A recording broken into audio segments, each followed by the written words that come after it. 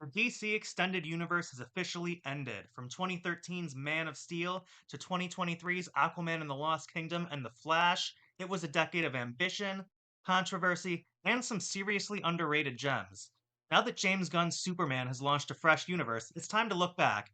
Not just at the chaos, but at the beauty, too.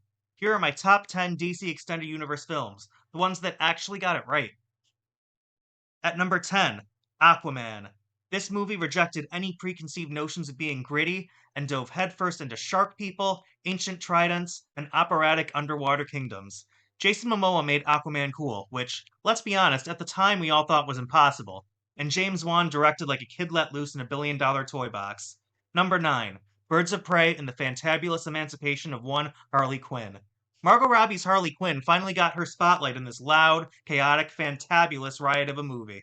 It didn't get the love it deserved, partially due to some unlucky timing, thanks for nothing, COVID, but this was one of the most visually inventive and fun entries in the entire DCEU.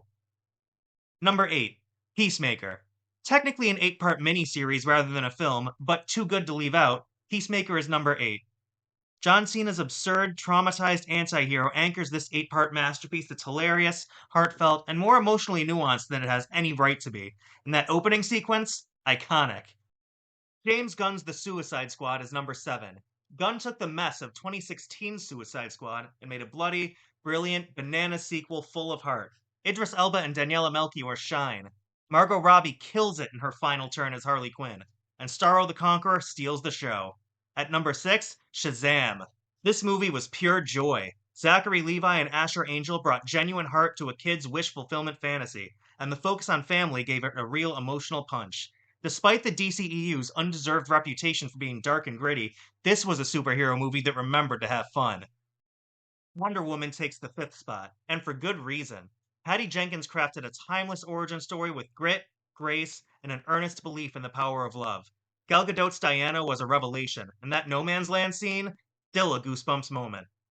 Number 4 might be controversial, but The Flash hit me emotionally in a way few superhero movies do. Messy, sure, but its message about grief and letting go, and Ben Affleck and Michael Keaton both coming back for one last turn as their respective versions of Batman, that worked. A flawed farewell to the DCEU, but one full of heart. The film that started it all, Man of Steel, is number 3. Zack Snyder gave us Superman as a stranger searching for his place in the world, grappling with whether he wants to be its savior. Epic, controversial, haunting, and in many ways the most mythic Superman we've ever had on screen. At number 2, Batman vs. Superman Dawn of Justice. At 3 hours long, it is not necessarily a crowd pleaser. It's operatic, moody, and dense. But it's also a daring exploration of fear and power, with Ben Affleck's weary Batman and Henry Cavill's solemn Superman colliding in tragedy, truly fulfilling its role as the dark middle chapter in what would ultimately be an uplifting larger story. And that brings us to number 1, Zack Snyder's Justice League, a 4-hour triumph of vision, patience, and redemption. Henry Cavill's Superman completes his character arc in glorious fashion. Ray Fisher's Cyborg gets his due. The Flash rewrites time. The team finally comes together, not just as icons, but as people.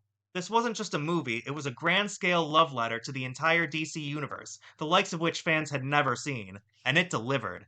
The DCEU wasn't perfect. It stumbled, soared, and often struggled to find its identity. But through all the noise, it gave us powerful stories about the most iconic heroes in American pop culture.